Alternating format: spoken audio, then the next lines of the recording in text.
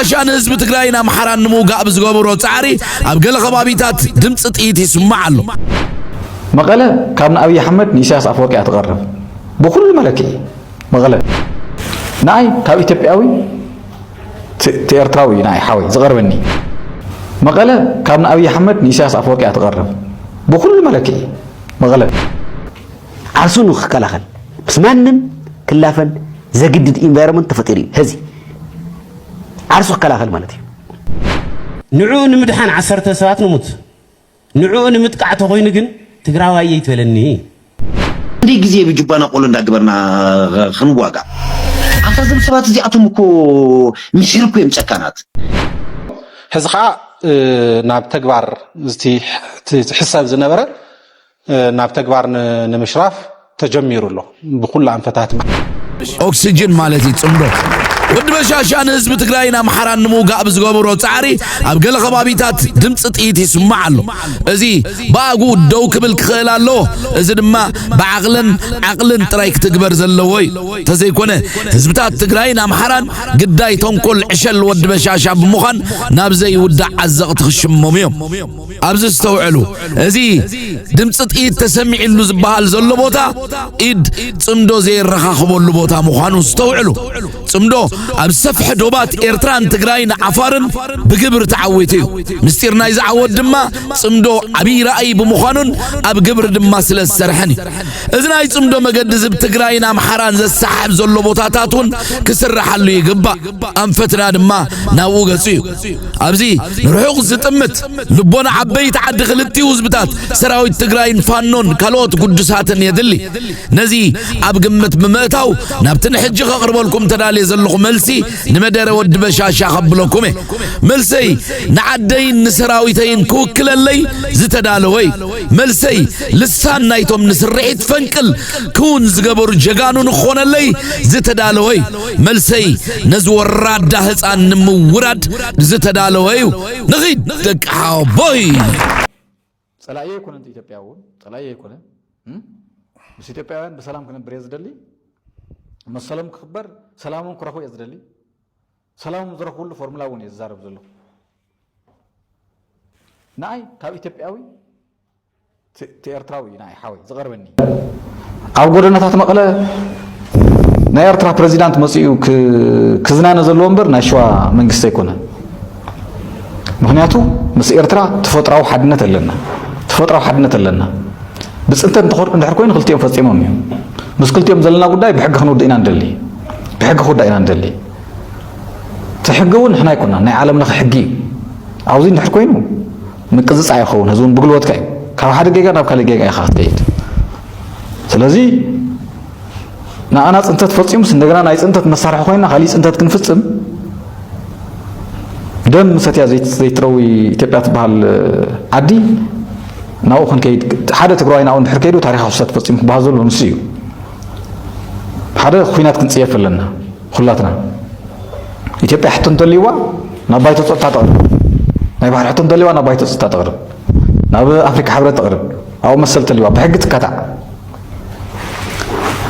ኢትዮጵያውያን ግን ብሕጊ ምስ ሕጊ ተዋሲኦም ናብ ሕጊ ይኸዱን ሕቶኦም ብጽንተት እዮም ክፍጽሙ ዝደልዩ ስለዚ ኢትዮጵያ ዘፍርስዋ ዘሎ ባዕሎም እዮም ሓደ ትግራዋይ ኢትዮጵያዊ ዝብል ራእይ ከይህልዎ እናጨፍጨፉ እናኣሰሩ እናጓነዩ ሰንሰን ዘበልዎ ንሳቶም እዮም እንዴ ግዜ ብጅባና ቆሎ እንዳግበርና ክንዋጋ ኣፈዝም ሰባት እዚኣቶም እኮ ምሽርኩ የምጨካናት ኣብ ዓራት ተጣቢቁ ካብ ዝመውት ስደተኛ እኮ እዮም ረድኤት ዝሰርቁ ዋ ካብ ስደተኛ ኣብ ኬንዳ ካብ ዘሎ ስደተኛ ረድኤት ዝሰርቕ ጉጅለሲ ከመይ ገሪ ስደተኛ ተዋጊዕ ክምልስ ኢሉካ ተኣምኖ ዘለካ ናተይ ብስሩት ህዝቢ እንታይ ኮይኑ መንእሰይ እንታይ ኮይኑ እንታይ ዓዊሩኒ እንታይ ገሪድዎኒ ንህዝቢ ሓሲቦ ይፈልጥን ዝጉጅለዚ ባይ ዘ ወይ ግዝኣታዊ ሓድነት ትግራይ ይረጋገጽ ይብል ሓደ እዩ ዋ ባድመ ናይ ትግራይ ይኮነት እንዲያ ዓድፀፀር ናይ ትግራይ ይኮነ እንዲዩ ዓተኻሎ ናይ ትግራይ ይኮነ እንዲዩ ዓዳሰር ናይ ትግራይ ይኮነ እንዲዩ ሰንበል ናይ ትግራይ ይኮነ እንዲዩ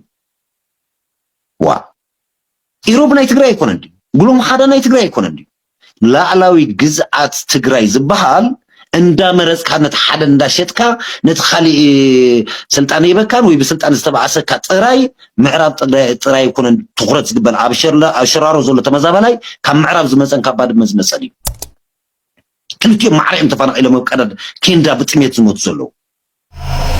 السرون عبعزران حدا كفل زمن دو كورن شو عكيبة قولوا واتي كواقي إلكار تحسبيها كندي جزيه بجبانا قولنا قبرنا خنواقع وخنحسب كلنا حجون كورنشات لمن كافتب بخينا تخاسيو عم تخنت زلو هزوخ نمدابر يا مجزس ينو كندي مكرات زرخنا هزبي تمال خافتو تبلعن وتمزموتو صنعت حريدومن نحرشا نوتو تسيرو حاول قاتلو كان بحدش نزي سجينو سرفايف كقبر نزي حاسب زلو هزبي لمون كورنشات ستلو لمون قلوب ستلو لمون قاحم ستلو لمون درهم ستلو لمون تير هابات ستلو واتحري كنت وات محبر سبنا كنت نفلط محبر سبي الملك أحد ندال منكات نبريا الملك أحد حزب ندا ساقان حزب ندا منشت كان أواص ندال كان نبريا إذا ناكو كلتشن حسر سلسلة يقارص كلتشن حسر تربعتنا يقارص حبيبهم كوركي حسب نيرو حجد ما دحلو بريتوريا ما بقى فابريكا خفيفة بيحطوا نيرو كمان إذا أنا ورك الزرقة أما أنتي كبر بعد 3-5-6 كيلو دا ترخبه نحدو إذا أنا وقعت تم فقد محاورة ميديان قلنا دا تواتس علهم كرشن دا تواتس فقد دقن قلنا كيدوم سجمن فتح لهم زجبر زولة حزبنا أنت فتاو تجرواين تمت حكيمهم دي تمت نسدرات قالت كو إسراش حاب حنتي تمجبيت سخفلوا كم هيوم ودوت سووا بيكو إسراش عكيم دبريم بدري أكو قول حلم ما يفطر حج حد قول على وسط نسون هذا نايب قوله وا حمالة تيجي كان هزبي نعم حسب كل من لسلنا هزبي رزيستي قبل له بايزوي تجديدو خم تزبحال زلو ورا شعبياتي خان قلقير كان مناسي جفيف كخعوت دي قول لمين كخعوت دي كورن شو واتسح كخعوت دي خلي وقع خوينو أبي كوين خاي خرشان دحرا وقع خوينو تحاول تخرن شو حمر قولن دا بلع فقود قدل عرف انت خود صحجو سلازي نحنا نبل زلنا أفتوانا خمس مريتنا يملس يكونن بزح علامة يزلوا إذا قد دايزي حزي وانا ونتو زملكات ينبر تمسرت علامات زول هو علامة تقرأينا من بركة علامة تقرأينا من بتان علامة تقرأي كم كرداويان هاجر الو من النت الو ناي مقباري في علامة ز علامة زيا كم خينات جميرة أو خينات كتفصم تفتينا مالت زي طرح زي كنا كبير زخنا جونسايد تفتيمو دحر خيناتون بشمس مع بريتوريا تقصل له ز علامة زيا يا علامة لا مسرتاويت علامة زيا أوكي توانا نجرجن حزن من تاي حزي نمنتاي ياتا تجيزي نمنتاي تماريج مخنياتو جيزيون بتاع مسرتاو نجر تايمينج بتاع مسرتاو نجر سلازخنا هاف ساعات زي مالت كل خمس فلتو منغستي إثيوبيا تግራይ حزون نسالساي وين رابعه جيزي دغيمو نمصنات وسينو كل عينت عقمتاتو نتግራይ ام مخباب يزلو زي كل نجر زين تيكونون كم زل حلمي كم زلوا متدغاغامي نغلصنا يصنحنا نغريو تግራይ انت يطفا خام الراسي كالن يلوم زحسو يوم حزخا ناب تگبار زتي حساب زنبره ناب تگبار نمشراف تجميرو له بكل انفتات بعفار بدوب تግራይ بصلمتي بمعراب منغستي إثيوبيا علن زولو كل عينت وتهدروا حيلتات تግራይ مورار صقيلو اوكي هذه ازي غيرو خبقه بوغن تግራይ زوهاب زلو ግብረ መልሲ بጊዜያዊ መምሕዳር ኮነ بحوحات ኮነ بسراوي تግራይ ኮነ بخالوت ፖለቲካውን ዘይ ፖለቲካውን حيلتات زوهاب زلو መልስ እንታዩ بخيناز ውዳእ ነገር የለን ኩናት ናሽቶይ ጸገማት ከወሳስብ እንተ ዘይኮይኑ በቀሊሉ ክፍትሑ ዝነበሮም ጸገማት ከወሳስቦም እንተ ዘይኮይኑ ነቶም ጸገማት ክፈትሖም ይኽእልን ብናህና ተመክሮ ይኹን ብናይ ዓለም ተመክሮ ብኩናት ዝተፈትሐ ጸገም የለን ስለዚ መንጎ ትግራይን መንግስቲ ኢትዮጵያን ዝጸንሑ ጸገማት ይኹኑ ሕዚ ዝፍጠሩ ዘለው ጸገማት ንምፍታሕ ዘኽእለና بلاتفورم لنا سممعنات بريتوريا زبحال الله سممعنات بريتوريا قد مخينات نزنبرو ዝተፈጠሩ ዝነበሩ ፀገማት ይኹኑ መንቀል ኩናት ንኾኑ ማለት እዩ ኣብቲ ኩናትን ዝተፈጠሩ ፀገማት ይኹኑ ድሕሪ ኩናት ንዘለዉ ጉዳያት ንምፍታሕ ዘኽእለና መቀራረቢ ሰነድ እዩ ኣብኡ እውን ብዙሓት ኣጀንዳታት ኣለዎ ነቲ ሰነድ ተጠቒምካ ነቲ ፕላትፎርም ተጠቒምካ እውን ኣጀንዳታት ሒዝካ ክትማየጥ ፀገማት ክትፈትሕ ዘኽእል እዩ ስለዚ ናብ ኩናት ዘእቱ ነገር የለን ኢሉ ንህዝቢ ትግራይ ንመንግስቲ ኢትዮጵያ ንህዝብታት ኢትዮጵያ ንማሕበረሰብ ዓለም ቅልዕ ብዝኾነ መንገዲ ይናገር ኣሎ አንጻርና እናሰርሐ አንጻር ትግራይ እናሰርሐ ህዝቢ ትግራይ ከም ፀላኢ ዝረአየ ብልጽግና ግን ንትግራዋይ ፍታው ክመርፀሉ ሞራል ይብሉ ፍታው ክመርፅ ዝግባእ ህዝቢ ትግራይ ፀላኢ ፍታው ክመርፀልካ ኣይኽእልን ብልጽግና ፀላኢ መስመን ንፀመን መስመን ንላፈን ንህዝቢ ትግራይ ክደፈሉ ይኽእል ኣሎ ዓርሱ ንክከላኸል መስማንም ክላፈን ዘግድድ ኢንቫይሮንመንት ተፈጢሩ ህዚ ዓርሱ ክከላኸል ማለት እዩ ንኤርትራ ኢሉ ንፋኖ ኢሉ ሂቲት ኢሉ ዝኣተው ኩናት ከም ዘየለ ተረጋገፀ ጉዳይ ሕዚ ኩናት ተኣውጅ ኣሎ ኣብ ውሽጢ ኩናት ኢና ዘለና ህዝቢ ትግራይ ኣወጅቲ ኩናት የለን ትግራይ ዓርሳ ክትከላኸል ምስ ማንም ክፀምድ ግን ትኽእል እያ ቅድሚ ኩናት ምእዋጅ ትግራይ ዝገበረቶ ነገር እውን የለን ምስ ከባቢኣ ዘለዉ ሰላም ተፈጠረት ከዓ ሰላም ምፍጣር ዝኽልክል ሕጊ የለን ቦርደር ክሕሉ ሓላፍነት እዩ ግን ትግርኛ ተዛረብቲ some most uncompromising people ስለ ዝኾኑ ኢሉ ፈፂሞም ክረዳድኡ ይኽእሉ ኢሉ ሓሲብዎ ይኸይዱ ወፂ ይኸይዱ ኣብ ዛላምበሳ ነይሩ ኣብ ራማ ነይሩ ይኮነ እኖ ዓለም ይጣፍኡ እዚኦም ማለት ከይረዳድልና ገዲፍና ኸይድኩ ኣብ ዝኾነ ሓሊምዎ ዘይፈልጥ ማለት እዩ ሓሊምዎ ዘይፈልጥ ነገር እዩ ኮይኑ የዝ ጉድ እንደለና ሕና እንደሊ ምስ ትግራይ ግን ተኸቢሩ ማለት እዩ ሲካ ተኻሊእ ሃለውሎ ዝበሃል ሓድሓ ነገራት ነይሩ ብግቡእ መልሲ ይወሊ ኣነ ጽምዳ ከጅምበር ከሎ ኣብ ነበረ ገርፈጥፈጥ ነበረ ብምሉእ ዕረ ሰሪሕና ኢና ብፖለቲካውን ፕሮፓጋንዳውን ማለት እዩ ክፍርና ከለሎ ሞራልና ከለሎ ከም መጠን ገመነኛታት ከዓ ደን ኢሎም ክመፅ ኣሎ ትግራይ ቆስልቲ እያ እናፈከረ መፅኡ ክፀምደካ ዘይኽእል ተፈለጥ ጉዳይ ንኣና ደልየና እዩ ሕና እውን ደልዮም ኢና ኣኸለ ኣብ ናይ ሓባር ረባሕ ይኸውን ተዓቢኻ ዝኸውን ነገር እውን ክኾን የብሉን ካብ መሬትና እውን ውፅኡ ኢልና ኢና ካብ ገገሊኡ ወፅኦም ኣለዉ ካብቲ ዘይወፅዎ እውን ክውፅእ ኣለዎም ናቲ ሰብ ክኣቱ ኣሎ ኣብ ገገሊኡ ኣትዩ ኣሎ which is good ትርክብ ከሓፍ ክሎ ኣሎ ህዝቢ ክኣቱ ኣሎ በቃ ክመላለስ ኣሎ ፋሚሊ ቻው ወዲኡ ሕዚ ሓደጋ የለን ካብ ትግራይ ዝመፅእ ሓደጋን ካብ ኤርትራ ዝመፅእ ሓደጋ ሕዚ የለን ጭቡጥ ማለት እዩ እዚ ሓፍ ግብል ግን ደሊ ዕድመ ክህሎ ስትራቴጂካ ክኸውን ኢና ንደልዮ እዘን ዓድታት እዚኣተን ነናይ ባዕልና ዓዲ ሒዘን እውን ክህልዋሉ ዝኽእሉ ኢንቫይሮንመንት ይፈጠር ዝብል ቅዋም ኣለና ቅድሚ ታቦን ትግራዋይ ፎንዲ ቀመጡ ንዑ ንምድሓን 10 ሰባት ነው ጨራሽ መሆናችን ንዑ ንምጥቃዕ ተቆይሉ ነው ትግራዋይ ይትበለኒ ሶስተኛ ሐሰቱ ላገደል ኃይልለካ ላሳደድ ትናንትም ነበር ዛሬም ቀጥሏል በትናንትና ስልት ዛሬም መሄድ አንችልምና የዛሬው በዓላችን የትናንትናው ልምዳችን የዘመኑ አስተሳሰብ ጋር አዋሂደን ለመሄድ የዚህ መድረክ ልምድ ከዚህ መድረክ ልምድ ለመቅሰም ያለመ በዓል ነው ስለሆነም የልዩ ዘመቻዎች ኢዝ ምስረታ ከአንድ ሻምበል ተነስቶ ዛሬ የደረሰበት ደረጃ ላይ የደረሰው እንዲሁ ዝም ብሎ በዋዛ አይደለም የልዩ ዘመቻዎች ኢዝ መሰልጠኛ ማዕከል እንደ አንድ እንደ አዲስ መልሰን በማደራጀት የስልጠና አሰጣጥ ስርዓቱን በመቀየር የአሰልጣኝ ብቃት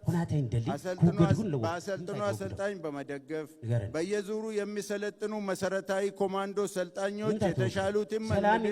ወደ ተዋጊ ኮማንዶና አየር ወለድ ክፍለ ጦሮች በማስገባት የግዳጅ ልምድ ከወሰዱ በኋላ ተመልሶ ወደ መሰልጠኛ ማዕከል አስገብተን የማሰልጠን ስልጠና ወስዶ በመግባት የአሰልጣኞቻችንን የሰው ኃይል በማባዛት ዛሬ የቅበላ አቂማችን የስልጠና ጥራታችን ከፍ በማድረግ እጅ እየተዋጋን በሌላ እጅ እያሰነጠልን ከመሰልጠኛ አመራር ተዋጊ እያዋሃርን ወደ መሰልጠኛ ማዕከል ልምዶችን በማጎራረስ ዘመቻዎች ኢዝ ኃይል በማሙላትና ከማባዛት አልፈን ልክ እንደ ልዩ ዘመቻዎች ኢዝ ጠንካራና የአገሪቱ ከፍተኛ መቺ ኃይል የሆነ የሪፐብሊካን ጋርድ እንዲመሰረትም አድርገናል። የዚህ አካል የሆነው በዛሬው ዕለትም 44ኛ ዙር መሰረታዊ ኮማንዶ ሲሰለጥኑ የነበሩ እድለኞች በመሆናቸው በ65ኛ የልዩ ዘመቻዎች የልደት ቀን ላይ ስልጠናቸውን ጨርሶ በትምህርት ቤቱ የተቀመጠውን መመዘኛ በማለፋቸው በዛሬ ዕለት ቀይ ቦኔት የመልበስ ስነ ስርዓት ይካሄዳል። በተጨማሪም ኃይላችንን ለማባዛት በብዙ ሺዎች የሚቆጠሩ የመሰረታዊ ኮማንዶ ስልጠናን በመውሰድ ላይ የሚገኙ ብዙ ሰልጣኞችም አሉ። አነለለ خسادና በሕጎ ይተቆረጸሉ መተማ ዮሐንስ ይባል ሐምዚ ልዞረ ነይርኒ አገው ህዝብ ሳይ ነይሩ ትግራዋይ ነይሩ ብሄር ነይሩ ኢሮፕ ይባል ረዝን ህዝብሎ ቴንክ ዩ ዛቆልዓ ብዛጋጣሚ بزعبة إيروب أجندة ينقوري بزعبة صعدة ورقينا نزارب بزعبة تقول له مريت أو إنديا ما أوزن ورس خيدوك سرح زخدة تقراوي كبارر نير وده أين وري إنتي إيروب قل مسرتها وعدوية أوي نعيز فناق له تمرتي سلطانة مجمرة أزرخنا له بساعات مالتي أجندة نقوره ده أين قوري شعبي هذا بحال هرسلو تكوس ده ما يدي حزم مالتي حزونا ولا مالتي أي قبرنا له كوماندون لممدن بزملكت ኤርትራ ርእይቶ ሂባትሎ ስርዓት ግደፍ ኢትዮጵያ ኣብ ልዕሊ ጎረባብታ ወተሃደራዊ መፈረራሕ ተካይድ ኣላ ክብል ነቒፈሎ ብተወሳኺ ኤርትራ እቲ ዝተኻየደ ምርኢትን ዝቐረበ መደረን ቁሉዕ ምጥሓስ ልኡላውነትን ግዝኣታዊ ሓድነት ጎረባብታን እዩ ክትብል ብመንገዲ ሚኒስተር ዜና የማነ ገብረ መስቀል ቻርሊ ኣቢላ ግብረ መልሲ ሂባ ሚኒስተር የማነ ገብረ መስቀል ነቲ ብቐዳማይ ሚኒስተር ኢትዮጵያ ዝቐረበ መደረ መርዛምን ተኽታኽን እዩ ክብል ገሊፅዎ أبي أحمد ب22 لكاتيت 2026 أب زسمع مدرة هاجرو نوتهدروا عقما كاب لممد حيل مدري ناب لممد حيل بحري كم دسك أجرتون كاب سومال كساب متوع نززرجح زواوي جماجم بحري كتحلون مخانا تزاري ونيرو أبي كل السيداما كتما هواسا مبل سوسان حمشتن عامت أب استبعله الزفولي سرحيتات إثيوبيا بأكال ترخيبو هاجرو بدرون تحجيزهم عردتات كدم سوسوز خلو فولي حيلي كم زهنت أتون تقيسو كاتيلو تلأخنا كينات زوجدن كينات زودن فولي حيلي مهناتيو إثيوبيا أي تدفرتن أي كتدفرن دماء كبل فكيرو بتوسخي وتهدراوي مدلاواتنا بحفشة أب أفريقيا سلامن بلتسجنان مرققات كم أون نهاجرات زوبانا دقافن والتان نمخانيو